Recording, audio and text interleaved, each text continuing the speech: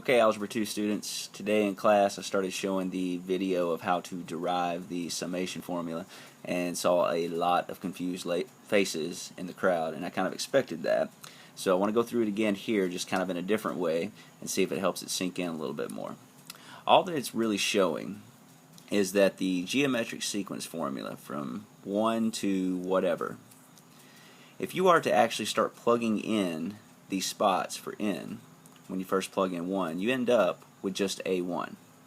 Why? Because if you plug 1 in, 1 minus 1 makes 0. R to the 0 power is 1. a1 times 1 is just a1. When you plug in 2, 2 minus 1 makes 1. So you get a1 r to the first power, which is this right here.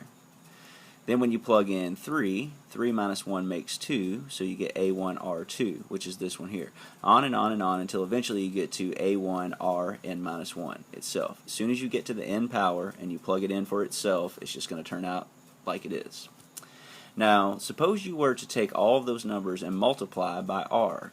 What would you get? What would be your new a1, a2, a3, etc.? If you multiply a1 times r, you get a1r. If you multiply a1r times r, you get a1r squared. The reason is because the a1 will come down, but this r times another r makes r to the second, or 2 of them. If you take a1r to the second and you times it by another r, you get a1r to the third. These two r's and this one r ends up making 3. On and on and on until eventually you line up this, and then when you plug in one more past that, you end up with a1 r to just the n power. Okay. I want to try showing it to you with actual numbers to see if you're seeing what happens. Suppose I actually had this very specific summation. When I plug in 1 for n, I get 1 minus 1, which is 0. 2 to the 0 power is 1, and 3 times 1 is 3. So I get a very specific number this time, 3 for a1. We're going to go all the way to 5.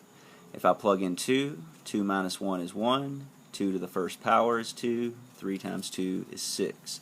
We can see the a1, we can see the ratio. It starts with 3, and every single time it's multiplying by 2.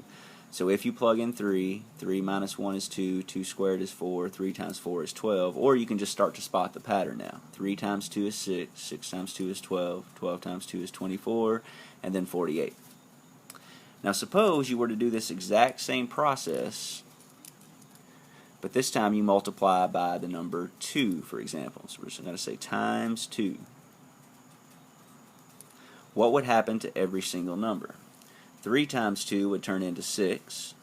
6 times 2 would turn into 12.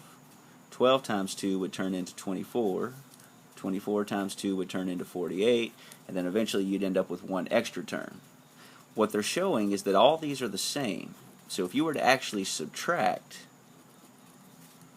you're going to end up with just the first term of your first sequence and the last term of the second one. That's all this one is demonstrating as well.